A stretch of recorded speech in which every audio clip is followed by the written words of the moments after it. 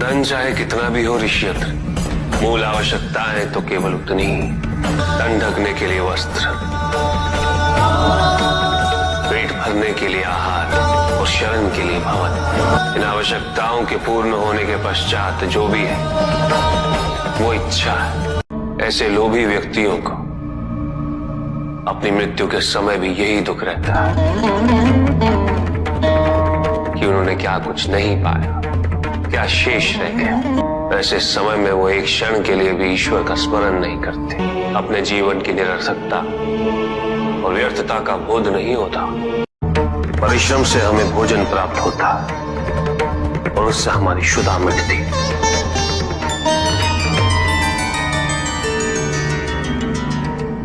किंतु हमारे जीवन का उद्देश्य केवल अपने पेट की क्षुधा को मिटाना नहीं होता। हमारे जीवन का उद्देश्य है इस जन्म ईश्वर के और समीप आना।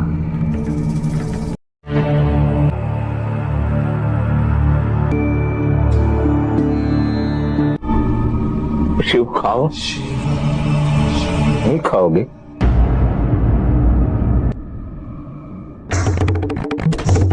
अब खा लो, ये देख रहे हो ना, खा लो नहीं तो मारूंगा। अनोखा भक्त है, विचित्र ढंग है इसकी भक्ति का। यदि भक्त में भाव है तो मैं हूं, यदि भाव नहीं तो मैं भी नहीं। ये भक्ति की पराकाष्ठा ही तो है पार्वती, कि भक्त और भगवान में कोई अंतर नहीं रह जाता। लकुलेश कर्म कांड से परे है।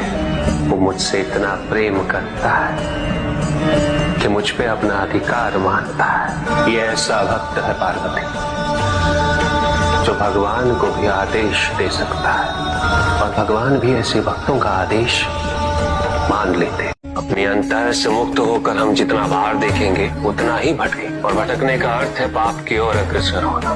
क्योंकि तुम्हारे बाहर खड़ा भौतिक संसार तुम्हें आवश्यकताओं द्वारा सदैव भटकाने हेतु तत्पर रहता है। वो तुम्हारे सामने आवश्यकताएं पैदा करता चला जाएगा, और तुम उन आवश्यकताओं की पूर्ति करने हेतु उचित और अनुचित को भूल कर कब पाप कर्मों में लिप्त हो जाओगे तुम्हें पता ही नहीं चले। एक भक्त सदैव ये जानकर विश्राम करे कि कोई है जो सदैव उसका ध्यान रखता है।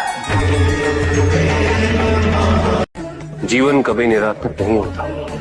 ये तो हमारी संकीर्ण सोच है जिसके कारण हमें ऐसा प्रतीत होता है। आवश्यकता है तो नए अर्थ ढूंढने, नए उद्देश्य ढूंढने।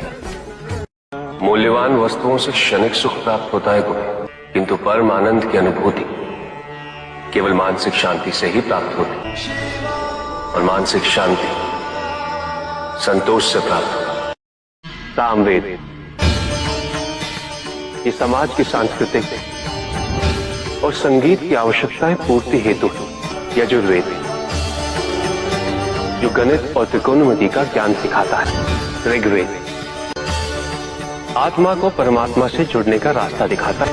ये तीनों वेद मिलकर भी समाज की आवश्यकताओं को पूरा नहीं कर पाते। जानना चाहते हैं क्यों? क्योंकि इन तीनों वेदों के लाभ उठाने के लिए मनुष्य का शरीर स्वस्थ होना चाहिए, उसका मन स्वस्थ होना चाहिए। रोग, दुख, समस्याएं,